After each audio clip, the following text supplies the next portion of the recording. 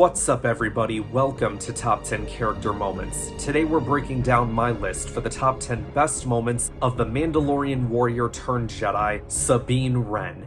Be sure to stay tuned every single Friday to watch my latest top 10 video. Also, make sure to subscribe to the channel, and head over to my other YouTube channel called Sector for Nerds, link in the description below, and subscribe there as well. I'm so excited to be doing this list today, you guys, as Sabine Wren is one of my favorite Star Wars characters. With that in mind, let's get into a few honorable mentions, shall we? First up, planting a paint bomb on Rook.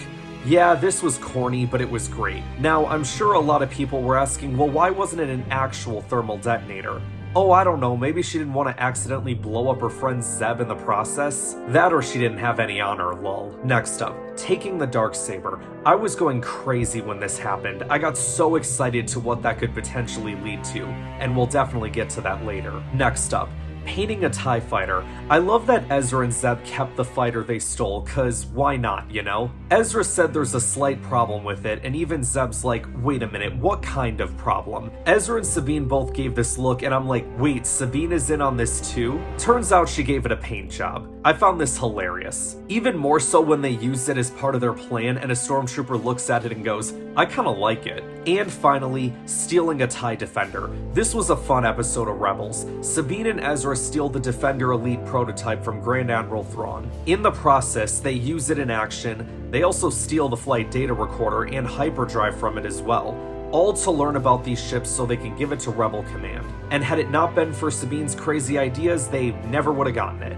Alright you guys, let's get into the top 10 list itself. You guys ready? Here we go. At number 10, surviving on an asteroid base with Hera. What started with Sabine having trust issues with Hera and whether or not there was a larger rebellion turned into the two working together to survive a flock of Fernox. It felt like they were playing Zombies mode in Call of Duty Black Ops, but they were only facing Hellhounds. At number 9, training with Ahsoka. This was so good, I wish we got more scenes like it. Cause let's not forget, by the time of the Ahsoka series, they were already master and apprentice for several years. Then there was the falling out, and now they're back together again. Both Ahsoka and Sabine are two of my favorite Star Wars characters ever, so the idea of putting them together and making them master and apprentice no less is something I was all for. Still weird for me sometimes to see Ahsoka as the master, you know? And even more weird seeing Sabine doing Jedi training, and even the Force.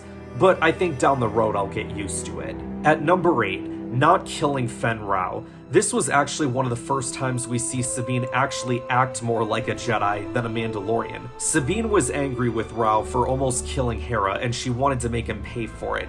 And I guess in a way she did, but not in the way we initially thought she was going to. She shot him in the hand, blew up all his fighters, and took him prisoner. Good job, Sabine. And Kanan was a big reason why the third thing happened, so good job Kanan too. At number 7, defending the crawler. I put this on here because every time I watch this scene from Rebels Season 4, I keep thinking to myself, man, Sabine is doing a lot of the heavy lifting in this battle. She's just on her jetpack taking out stormtroopers left and right, she's taking out their gunships. She really was the MVP of this battle. At number 6, figuring out how to enter the Jedi Temple on Lothal.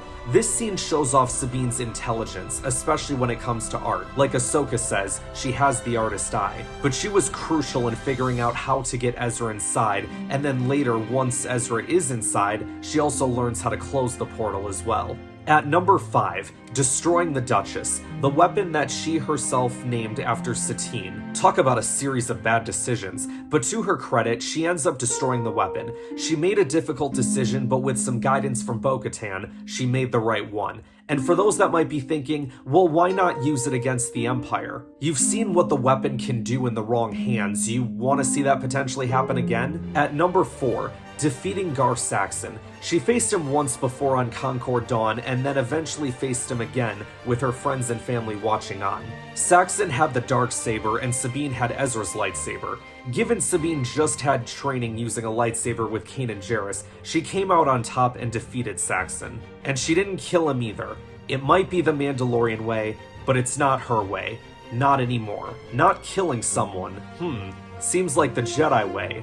The foreshadowing. At number 3, reuniting with Ezra. Oh, this was the most wholesome part of the Ahsoka series. Seeing these two friends interacting with each other after all these years was something truly special. It did come at a cost, however, giving the map that leads to Thrawn over to Balin's skull, which eventually leads to Thrawn escaping. At least Ezra was able to make it out, but I hope her and Ezra are able to reunite again and for good this time. Get the whole Ghost crew back together, their family. At number 2, choosing to stay with her master. Throughout the entirety of the Ahsoka series, Sabine had this obsession with finding her long-lost friend, Ezra Bridger, and once she finds him, she has the opportunity to go home with him. She chooses to stay behind and help her master. While the bond between Ezra and Sabine is strong, I think the bond between master and apprentice is equally strong, if not stronger. But unfortunately, even with the help, Thrawn was still able to escape exile and back into the known galaxy, while Ahsoka and Sabine are stuck. At least they have each other. As Huang said, they were always better when they were together.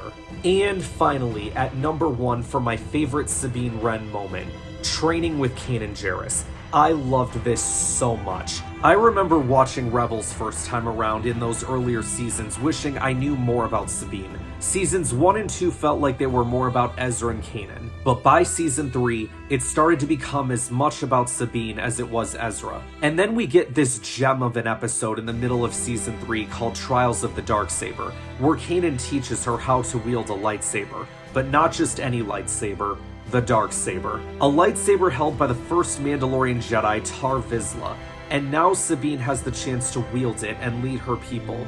However, she doesn't want to. But why? They kept teasing it in the whole episode, but then in the middle of a training battle with Kanan, Sabine just lets loose everything about her past that's holding her back. I just remember being so in awe of this first time around. Shout out to Kevin Kiner's music for helping carry this scene as well. This isn't just my favorite Sabine moment, but one of my favorite moments from Star Wars Rebels, period. Coming out of that scene, Sabine realizes that while her blood family may be against her right now, the Ghost Crew family will stand by her no matter what. Great stuff. So there you have it, guys. That's my list for the top 10 Sabine Wren moments. Next week, I'll be breaking down my picks for the top 10 best moments of the Spider-Woman known as Gwen Stacy. Thank you all for watching, like and subscribe, and I'll see you guys next week.